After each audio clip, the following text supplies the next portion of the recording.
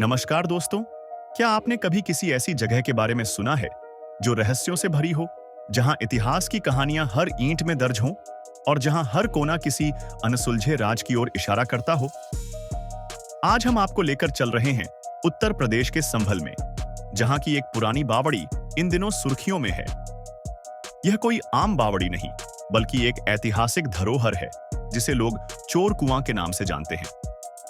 अब सवाल यह उठता है कि इसे चोर कुआं क्यों कहा जाता है? क्या इसके नीचे कोई छिपा खजाना है? क्या यह बावड़ी वास्तव में सम्राट पृथ्वीराज चौहान से जुड़ी हुई है? इन तमाम रहस्यों से पर्दा उठाने के लिए हमारे साथ जुड़े रहिए। संभल का इतिहास सदियों पुराना है। यहाँ के किले, प्राचीन मंदिर और ऐतिहासिक मस्जिदें इस बात की गवाही देते हैं कि यह शहर अतीत में कितना महत्वपूर्ण रहा होगा। लेकिन इन दिनों सबसे ज्यादा चर्चा में है वह बावड़ी, जिसे लोग चोर कुआं कहते हैं। कहा जाता है कि इस बावड़ी का निर्माण पृथ्वीराज चौहान के शासनकाल में हुआ था। पहले यह एक जल संरचना थी जिसे सैनिकों के उपयोग के लिए बनाया गया था। लेकिन समय के साथ यह बावड़ी डाकुओं और अपराधियों का अड्डा बन गई। स्थानीय लोगों की माने तो यह बावड़ी कभी 7 मंजिला हुआ करती थी, लेकिन अब सिर्फ 2 मंजिलें ही नजर आती हैं। बावड़ी के अंदर 14 कमरे बताए जाते हैं और यहां तक पहुंचने के लिए संकरी सीढ़ियां बनी हुई हैं। इतिहासकारों का कहना है कि 1930 में जब इस कुएं की सफाई की गई थी, तो इसमें से इंसानी खोपड़ियां बरामद हुई थीं। इससे यह सवाल और भी गहरा जाता है कि यह सिर्फ एक साधारण बावड़ी थी या फिर इसके नीचे कोई बड़ा रहस्य छिपा हुआ है। इस बावड़ी का संबंध सुल्ताना डाकू से भी जोड़ा जाता है। माना जाता है कि यह कुख्यात डाकू अपने लूटे हुए खजाने को यहीं छिपाया करता था। कुछ लोगों का यह भी मानना है कि यह बावड़ी एक गुप्त सुरंग से जुड़ी हो सकती है, जो किसी किले या महल तक जाती थी। हालांकि इस दावे की अभी तक पुष्टि नहीं हुई है। बावड़ी के पास ही एक और रहस्यमयी जगह है, तोता मैना की कब्र। इस कब्र पर लिखी गई इबारत को आज तक कोई भी पढ़ नहीं पाया है।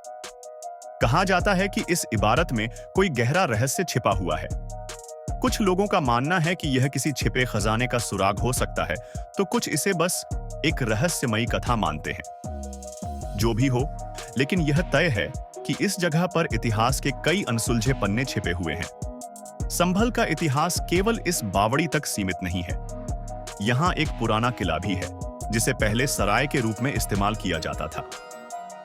इस किले की बनावट बेहद शानदार है और इसकी दीवारों पर की गई नक्काशी यह साबित करती है कि यह किला अपने समय में कितनी महत्वपूर्ण संरचना रहा होगा। खास बात यह है कि इस किले के पास एक प्राचीन मंदिर और मस्जिद दोनों ही मौजूद हैं, जो इस बात का प्रतीक है कि यह स्थान धार्मिक सौहार्द का उदाहरण रहा है। अब सवाल उठता है कि प्रशासन इस ऐतिहासिक धरोहर को कैसे संरक्षित करेगा। जिला प्रशासन और पुरातत्व विभाग ने इस बावड़ी, किले और तोता मैना की कब्र को संरक्षित करने का बीड़ा उठाया है। 4 दीवारी बनाई जा रही है, इलाके की सफाई हो रही है और यहाँ पर्यटन को बढ़ावा देने के प्रयास किए जा रहे हैं। लेकिन क्या यह प्रयास पर्याप्त होंगे? क्या इस बावड़ी के असली रहस्यों से पर्दा उठ पाएगा? ये सवाल अभी भी अनसुलझे हैं। संभल की बावड़ी सिर्फ एक इमारत नहीं, बल्कि इतिहास के उन अध्यायों में से एक है जिनकी स्याही अभी पूरी तरह से नहीं सूखी है। यहाँ के रहस्य, किस्से और कहानियां आज भी जीवंत हैं। क्या यह बावड़ी पृथ्वीराज चौहान की थी? क्या यहाँ कोई खजाना छुपा है? या फिर यह बस अतीत का एक गुमनाम टुकड़ा है? यह सब सवाल हमारे लिए रहस्य बने हुए हैं। अगर आपको यह वीडियो पसंद आया हो और आप ऐसे ही और भी ऐतिहासिक और रोमांचक किस्से सुनना चाहते हैं, तो हमारे चैनल को सब्सक्राइब करें, वीडियो को लाइक करें और अपने दोस्तों के साथ शेयर करें।